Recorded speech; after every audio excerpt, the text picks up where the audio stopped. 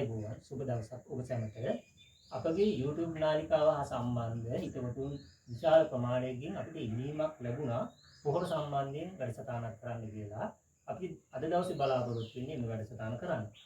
එතකොට අපි ඉස්සෙල්ලා බලමු ශාකයක් වර්ධනයට අවශ්‍ය කරන ප්‍රධාන මූලද්‍රව්‍ය මොනවද කියලා. අපි දැන් අඳුනගෙන තියෙනවා ශාක වර්ධනයට අවශ්‍ය කරන ප්‍රධාන මූලද්‍රව්‍ය 17ක්. මේ 17 වර්ග කරගන්නවා ප්‍රධාන වශයෙන් ප්‍රධාන මූලද්‍රව්‍ය, ද්විතීයික මූලද්‍රව්‍ය සහ අංශු මාත්‍ර මූලද්‍රව්‍ය විදියට. ඒකට ප්‍රධාන මූලද්‍රව්‍ය විදියට ප්‍රධාන තුනක් හඳුනාගෙන තියෙනවා. කාබන්, හයිඩ්‍රජන්, ඔක්සිජන් විදියට, නයිට්‍රජන්, ෆොස්ෆරස්, පොටෑසියම් විදියට. එතකොට අපි ගත්තොත් කාබන්, හයිඩ්‍රජන්, ඔක්සිජන් මේක ස්වභාවිකවම පරිසරයෙන් ලැබෙනවා. උදාහරණයක් ගත්තොත් කාබන් ලැබෙනවා කාබන් ඩයොක්සයිඩ් විදියට, හයිඩ්‍රජන් සහ ඔක්සිජන් ලැබෙනවා ජලයෙන්. එතකොට නයිට්‍රජන්, ෆොස්ෆරස් සහ පොටෑසියම් අපිට බාහිරේ ගහකට සපයන්න සිද්ධ වෙනවා. එතකොට මේ තුන තමයි ගහක වර්ධනයට සහ සියලුම කාර්යයන් වලට වැඩි වශයෙන්ම දායක වන මූලද්‍රව්‍ය 6. එතකොට ඊට අමතරව ද්විතීයික වශයෙන් අවශ්‍ය කරන මූලද්‍රව්‍ය තුනක් තියෙනවා. Calcium, magnesium, sulphur.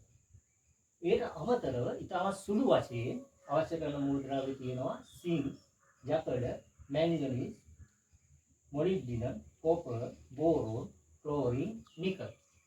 ඉතින් මේ විදිහට මූලද්‍රව්‍ය 17ක් හඳුනාගෙන තියෙනවා. මේ මූලද්‍රව්‍ය 17 අඩු වැඩි වශයෙන් ශාකයක් වර්ධනයට දායක වෙනවා. සමහර මූලද්‍රව්‍ය වැඩිපුර අවශ්‍ය වෙනවා. මේවා ද්විතීයිකව අවශ්‍ය වෙනවා. මේවා තෘතීයිකව අවශ්‍ය වෙනවා. එතකොට මේ සෑම කොටසක්ම ශාකයක් ආරම්භයේ ඉඳලා බීජයක් පැලවෙලා මුල හැදෙන්න, කඳ හැදෙන්න, පොළ හැදෙන්න, ඊට පස්සේ මල් හැදෙන්න, ඊට පස්සේ මල් වලින් පස්සේ ගෙඩි හැදෙන්න මේ සමස්ත අස්වැන්නටම මේ මූලද්‍රව්‍ය 17 එකසේ දායක වෙනවා. එතකොට මේ මූලද්‍රව්‍ය එකක් හරි අඩුම ශාක වර්ධනයේ යම් යම් ප්‍රශ්න ගැටලු මතුවෙන්න පුළුවන්. හරි, අපි ඊළඟට බලමු මේ මූලද්‍රව්‍ය වල තියෙන ප්‍රධාන අවශ්‍යතා එහෙම නැත්නම් ප්‍රයෝජන මොනවද ශාකයකට කියන. අපි ගත්තොත් කාබන්, හයිඩ්‍රජන්, ඔක්සිජන් කියන එක අපිට ස්වභාවිකව හම්බ වෙනවා. ඒවා ඇති තරම් හම්බ වෙන නිසා අපි ඒවා ගැන ලොකුවට කතා කරන්න අවශ්‍ය නැහැ. මොකද ඒක අපිට ලැබෙනවා. එතකොට අපි ගත්තොත් නයිට්‍රජන් කියන එක කවුරුත් දන්නවා. මේක ශාකයේ වර්ධනයට අවශ්‍ය කරන එකක්. ඒ කියන්නේ කුඩා කාලයේ පැලේ පොළවල ඉඳන් වර්ධනය වෙන්න, ඊට පස්සේ අස්වනු හැදෙනකොට අස්වනු ඒවා වර්ධනය වෙන්න වගේ සියලුම ශාකයේ වර්ධන අවශ්‍යතාවයන් සඳහා නයිට්‍රජන් කියන එක අවශ්‍යයි. එතකොට මේකේ නයිට්‍රජන් කියන එක පැල කුඩා කාලයේ වැඩියෙන් අවශ්‍ය කරන මූලද්‍රව්‍යයක්.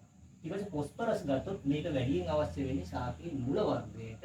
ඒකට පැලයක් කුඩා කාලයේ ඉඳලා හොඳ සවිමත් මුලක් හැදෙන්න, ගැඹුරු මුලක් හැදෙන්න මේ ෆොස්ෆරස් එක උණු වෙනවා. ඊට අමතරව අස්වනු සමයේදී අස්වැන්න මල් පිපෙන්න ඒ වගේ අවශ්‍යතාවයන් සඳහා ෆොස්ෆරස් කියන එක අවශ්‍ය වෙනවා. ඒතර පොටෑසියම් ගත්තොත් මේක ඇත්තටම ශාකයේ සියලුම ක්‍රියාකාරීත්වය සඳහා අවශ්‍ය කරන මූලද්‍රව්‍යයක්. විශේෂයෙන් අස්වැන්නට සුදුම බලපාන මූලද්‍රව්‍යයක්. ඊට අමතරව ශාකයක සම්පූර්ණ නිරෝගීභාවයට ශාකික ප්‍රතිශක්තිකරණයට අවශ්‍ය කරන මූලද්‍රව්‍යයක්. විශේෂයෙන් ශාකයක ලෙඩ රෝග පරිබෝධයට ගොතු දීමේ හැකියාව ලබා දීලා නිරෝගීමත් ශාකයක් ලබා දීමට මේ පොටෑසියම් කියන එක වැඩිපුර අවශ්‍ය වෙනවා. ඊළඟට අපි බලමු ද්විතීයික මූලද්‍රව්‍ය ගැන. ද්විතීයික මූලද්‍රව්‍ය වල ප්‍රධානම මූලද්‍රව්‍ය තමයි කැල්සියම්. කැල්සියම් ප්‍රධාන වශයෙන් අවශ්‍ය වෙනවා ශාකයක ශක්තිමත් භාවයට. ඒ කියන්නේ කුඩා කාලයේ ඉඳලා ගහ ක්‍රමයෙන් ශක්තිමත් වීම සඳහා කැල්සියම් බහුල වශයෙන් අවශ්‍ය වෙනවා. ඊට අමතරව අස්වනු ලැබුණයින් පස්සේ අස්වනු වලත් බර වැඩි වෙන්න, අස්වනු හොඳ ශක්තිමත් භාවයෙන් අස්වනු වල වර්ධනය වැඩි වෙන්න කැල්සියම් ප්‍රධාන වශයෙන් අවශ්‍ය වෙනවා. ඊට මැග්නීසියම් ගත්තොත් ප්‍රධාන වශයෙන් ප්‍රභා සංශ්ලේෂණය තමයි ප්‍රධාන වශයෙන් අවශ්‍ය වෙන්නේ. ප්‍රභා සංශ්ලේෂණය මගින් ආහාර නිෂ්පාදනය වැඩි වෙන්න ප්‍රධාන වශයෙන් මැග්නීසියම් අවශ්‍ය වෙනවා. ඊට අමතරව සල්ෆර් ගත්තොත් සල්ෆර් කියන එක ප්‍රෝටීන නිෂ්පාදනයට ප්‍රධාන වශයෙන් අවශ්‍ය වෙනවා. මේ ශාකයේ සියලුම කායික ක්‍රියාවන් සඳහා ප්‍රෝටීන අවශ්‍ය වෙනවා. ඒ නිසා සල්ෆර් කියන එක ප්‍රධාන මූලද්‍රව්‍යයක්. ඊට අමතරව අංශු මාත්‍ර මූලද්‍රව්‍ය ගත්තොත් මේ අංශු මාත්‍ර මූලද්‍රව්‍ය ශාකයක සියලුම කායික ක්‍රියාවන් සඳහා අවශ්‍ය වෙනවා. ඒ නිසා අංශු මාත්‍ර මූලද්‍රව්‍ය ශාකයක වර්ධනය සඳහා වැඩිපුරම අවශ්‍ය කරන මූලද්‍රව්‍ය ආහාර.